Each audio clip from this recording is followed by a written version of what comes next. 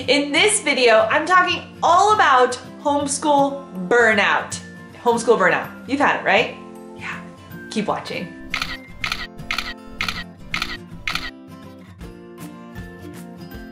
If we're just meeting, hi, I'm Heather and welcome. I'm a homeschooling mom of two, and on this channel, I do product and curriculum reviews, day in the life videos, and motherhood and homeschooling topics just like this. And today we are discussing a big one. Homeschool burnout. I mean, if you don't experience homeschool burnout as a homeschool mom, I just want to know what your secret is. So today we're going to go through the 4 ways that you can avoid burnout. Tip number 1 of how to avoid the burnout is to schedule wisely. When you are mapping out your homeschool schedule for the year, make sure you're putting in enough breaks for yourself and for your kids. Now, we school on a 6 weeks on, 1 week off, year-round schedule for our homeschool, and that's been working pretty well for us. However, I definitely experienced the burnout. And so the next year coming up, I'm gonna be doing 6 weeks on, 2 weeks off when we're doing our scheduling, and then we'll have a couple weeks where we'll do some half weeks and things like that. But definitely making sure a way to avoid it is to make sure that breaks are in your schedule. You know, we are created to work, but we're also created to rest. And so I feel very, very passionate about making sure that as mothers, as women, as people who are raising these little tribes, that we are getting enough rest, and not just us getting rest, but teaching our kids that it's not about go, go, go, go, go all the time,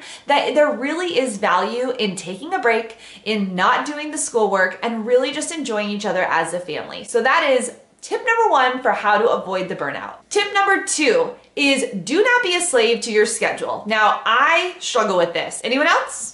Anyone else? I struggle with this all the time because for me, my schedule is the to-do list. My schedule shows that I've accomplished something, and that is the wrong way to view it. I'm preaching this to myself while I'm telling you how to avoid this. And what I try and do is use my schedule as a guide and not as the end-all be-all. So if we get through the day and we just can't seem to make math work that day, then we just let it go and we move on to the next day. And I've been learning over the last couple of years how to do this. And so I just really encourage you to use your schedule as a guide, but don't make it the end all be all. Just because it's on there doesn't mean you have to cross it off or check that box. If you're a recovering person that does that just like me, let me know in the comments below because I'm pretty sure I'm not alone in that tip.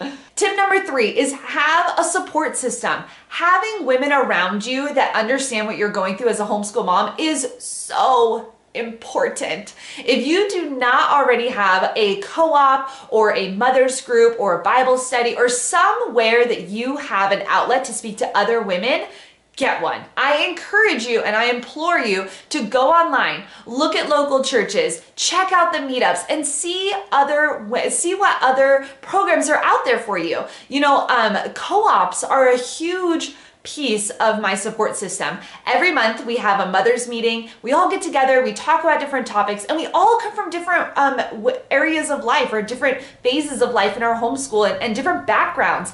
And it's so good to have a support system where I'm able to go talk about the problems that I'm having with homeschool, talk about the victories that I'm having with homeschool, and really get to know these other women and be able to avoid the burnout. A lot of times you just need to speak your truth to other women and they'll let you know that maybe you're experiencing burnout. Maybe you're pushing yourself or your kids a little too hard and it's time to do number 1, take a break. The 4th way to avoid homeschool burnout is, let me tell you, don't keep up with everyone. It is so hard now that we have the internet in homeschool, now that we have Instagram and Snapchat and all these places where we can see what these moms are doing in their schools. And while it is a great insight to see how to actually homeschool or how other people are doing it, and there is beauty in the technology that we have available to us, there also is that piece of always having to feel like you're not doing enough with your kids or in your homeschool, enough activities, just allowing for there to be this contentment in your homeschool. And again, This is something I struggle with, so I am telling you these things so I can rewatch this video for myself next year when I experience burnout. So thanks so much for watching this video. If you like this type of content, go ahead and hit that subscribe button and become a member of this community. And if you've not had a chance to download my 10 best homeschool hacks, make sure to download that by going to heathertorres.net/hacks. Thanks so much for watching, and I'll catch you next time. Bye! Burnout, homeschool, burnout. If you feel me, give me a like.